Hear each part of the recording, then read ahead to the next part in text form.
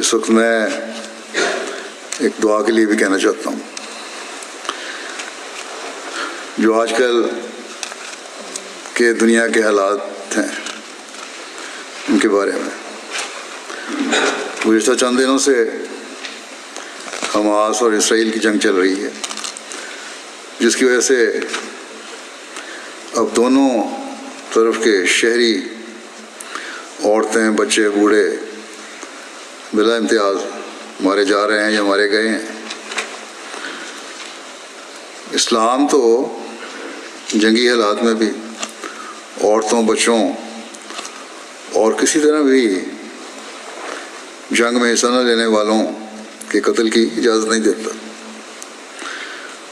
اور اس کو حضرت صلی اللہ علیہ وسلم نے اس بات کی حضرت صلی اللہ علیہ وسلم نے بڑی سختی سے ہدایت بھی فرمائی ہے.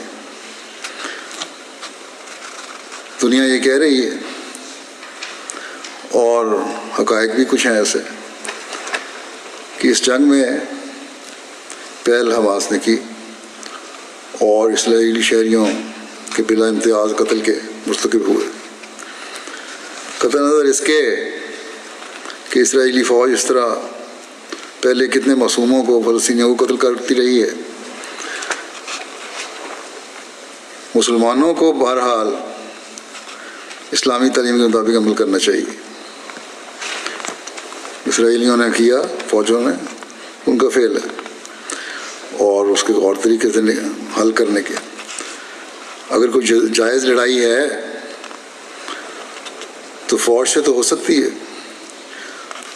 عورتوں، بچوں اور بے ضرر لوگوں سے نہیں. بہرحال اس لحاظ سے حماس نے جو قدم اٹھایا وہ غلط تھا. اس کا نقصان زیادہ ہوا، فائدہ کم.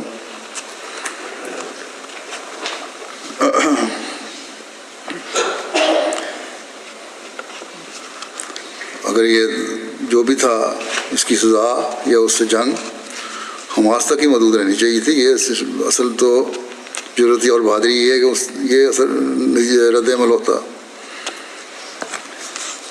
لیکن اب جو اسرائیل کی حکومت کر رہی ہے وہ بھی بہت خطرناک ہے، اور یہ معاملہ اب لگتا ہے کہ رکے گا نہیں. کتنی بے حساب جانیں معصوم لوگوں اور عورتوں اور بچوں کی ضائع ہوں گی، اس کا تصور بھی نہیں کیا جا سکتا. اسرائیلی حکومت کا تو یہ اعلان تھا کہ ہم غزہ کو بالکل مٹا دیں گے، اور اس کے لیے بے شمار بے تحاشا بمبارمنٹ کی. انہوں نے راکھ کا ڈھیری کر دیا شہر. اب نئی صورت یہ پیدا ہوئی ہے کہ وہ کہتے ہیں کہ 1 ملین سے زیادہ لوگ غزہ سے نکل جائیں. کچھ اس میں سے نکلنے بھی شروع ہو گئے ہیں. اس پر شکر ہے کہ مری مری آواز صحیح، لیکن کچھ آواز تو UN والوں کی طرف سے نکلی ہے کہ یہ انسانی حقوق کی پامالی ہو ہے اور یہ غلط ہوگا، اور اس سے بہت مشکلات پیدا ہوں گی، اور اسرائیل کو اپنے اس حکم کو اس پہ سوچنا چاہیے، بجائے اس کے کہ سختی سے اس کو کہیں کہ یہ غلط ہے. درخواست ہی کر رہے ہیں ابھی بھی. بہرحال ان معصوموں کا کوئی قصور نہیں جو جنگ نہیں کر رہے. اگر دنیا اسرائیلی عورتوں، بچوں اور عام شہری کو معصوم سمجھتی ہے تو یہ فلسطینی معصوم ہیں.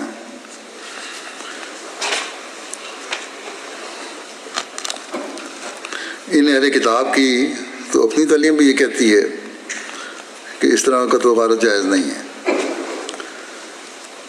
مسلمانوں پر اگر الزام ہے کہ انہوں نے غلط کیا تو اپنے گریبان میں بھی جھانکیں یہ لوگ. بہرحال ہمیں بہت دعا کی ضرورت ہے.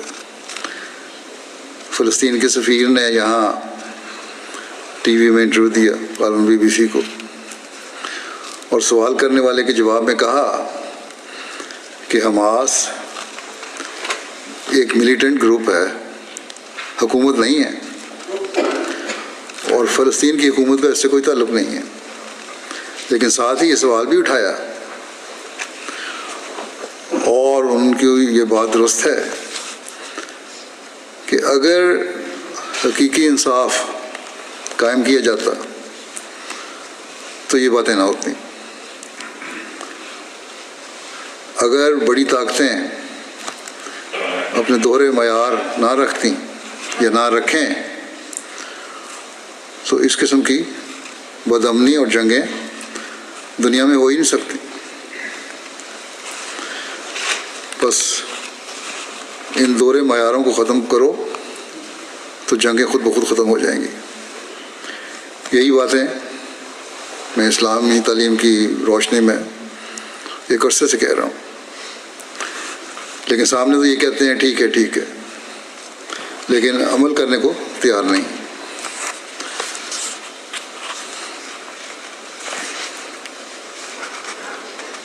اب تمام بڑی طاقتیں یا مغربی طاقتیں انصاف کو ایک طرف کر کے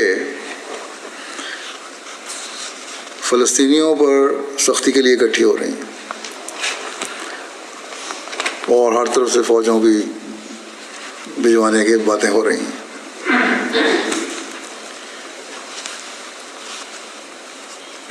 اور مظلوموں کی تصویریں دکھائی جاتی ہیں کہ اس طرح ہو رہا ہے ظلم، اس طرح ہو رہا ہے۔ غلط سلط رپورٹیں میڈیا میں دکھائی جاتی ہیں اور آ جاتی ہیں۔ ایک دن یہ خبر آتی ہے کہ اسرائیلی عورتوں اور بچوں کا یہ حشر ہو رہا ہے، ان کی یہ بری حالت ہو رہی ہے۔ اگلے دن پتہ چلتا ہے کہ وہ اسرائیلی نہیں تھے، وہ تو فلسطینی تھے، لیکن اس کی میڈیا میں کوئی معذرت نہیں ہوتی اور کوئی ہمدردی کا لفظ ان کے لیے نہیں کہا جاتا۔ یہ لوگ جس کی لاٹھی اس کی بھینس پر عمل کرتے ہیں، جن کے ہاتھ میں دنیا کی معیشت ہے، ان کے آگے ہی انہوں نے جھکنا ہے۔ اگر جائزہ لیا جائے تو لگتا ہے کہ بڑی طاقتیں جنگ بھڑکانے پر تلی ہوئی ہیں بجائے اس کو ٹھنڈا کرنے کے۔ جنگ ختم کرنا نہیں چاہتی ہیں لوگ۔ پہلی جنگ عظیم کے بعد جنگوں کے خاتمے کے لیے بڑی طاقتوں نے لیگ آف نیشنز بنائی، لیکن انصاف کے تقاضے پورے نہ کرنے اور اپنی برتری قائم رکھنے کی وجہ سے یہ ناکام ہو گئی، اور دوسری جنگ عظیم ہوئی، اور 7 کروڑ سے زیادہ جانیں کہتے ہیں ضائع ہوئیں۔ اب یہی حال UN کا ہو رہا ہے۔ بنائی تو اس لیے گئی تھی کہ دنیا میں انصاف قائم کیا جائے گا اور مظلوم کا ساتھ دیا جائے گا، جنگوں کے خاتمے کی کوشش کی جائے گی، لیکن ان باتوں کا دور دور تک پتہ نہیں۔ اپنے مفادات کوئی ہر کوئی دیکھ رہا ہے۔ اب جو اس بے انصافی کی وجہ سے جنگ ہوگی، اس کے نقصان کا تصور ہی عام آدمی نہیں کر سکتا،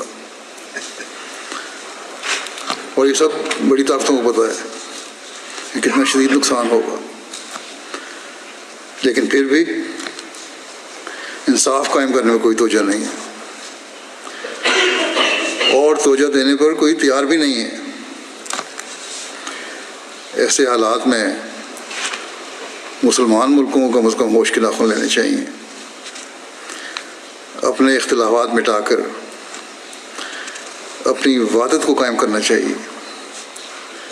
اگر مسلمانوں کو یہ ہدایت اللہ تعالیٰ نے اہل کتاب سے تعلقات بہتر کرنے کے لیے دی ہے کہ تعالوا الی کلمۃ سواء بیننا و بینکم، اس کلمے کی طرف آ جاؤ جو ہمارے اور تمہارے درمیان مشترک ہے، اللہ تعالیٰ کی ذات ہے، تو مسلمان جن کا کلمہ مکمل طور پر ایک ہے، کیوں اختلافات ختم کر کے اکٹھے نہیں ہو سکتے؟ بس سوچیں اور اپنی عبادت کو قائم کریں، اور یہی دنیا سے فساد دور کرنے کا ذریعہ ہو سکتا ہے۔ اور انصاف کے تقاضے پورے کرنے کے لیے،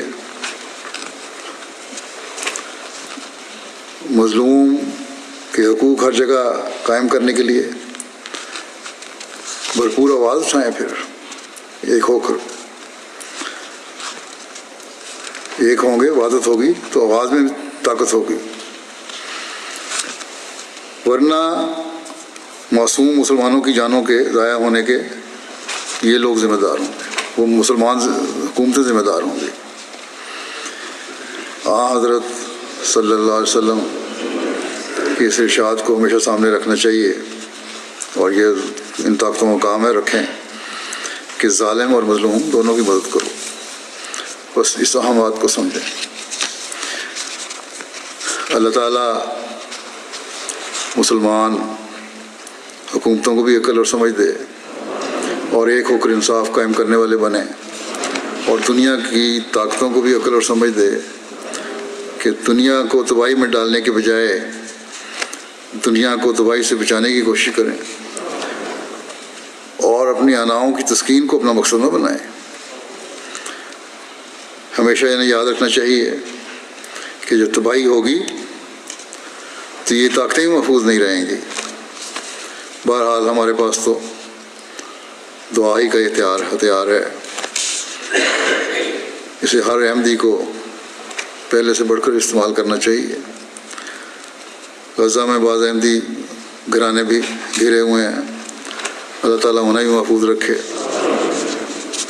اور سب معصوم و مظلوموں کو وہ جہاں بھی ہیں محفوظ رکھے۔ اللہ تعالیٰ حماس کو بھی عقل دے، اور یہ لوگ خود اپنے لوگوں پر ظلم کرنے کے ذمہ دار نہ بنیں، اور نہ کسی پر ظلم کریں۔ اسلامی تعلیم کے مطابق جو ہے حکم، اس کے مطابق اگر جنگیں کرنی بھی ہیں تو اس طرح کریں۔ کسی قوم کی دشمنی بھی ہمیں انصاف سے دور کرنے والی نہ ہو، یہی اللہ تعالیٰ کا حکم ہے۔ اللہ تعالیٰ بڑی طاقتوں کو بھی توفیق دے کہ وہ دونوں طرف انصاف کے تقاضے پورے کرتے ہوئے امن قائم کرنے والی بنے، یہ نہیں کہ ایک طرف جھکاؤ ہو جائے اور دوسری طرف کا حق مارا جائے، ظلم و زیادتی میں بڑھنے والی نہ ہوں۔ اللہ تعالیٰ کرے کہ ہم دنیا میں امن و سلامتی دیکھنے والے ہوں۔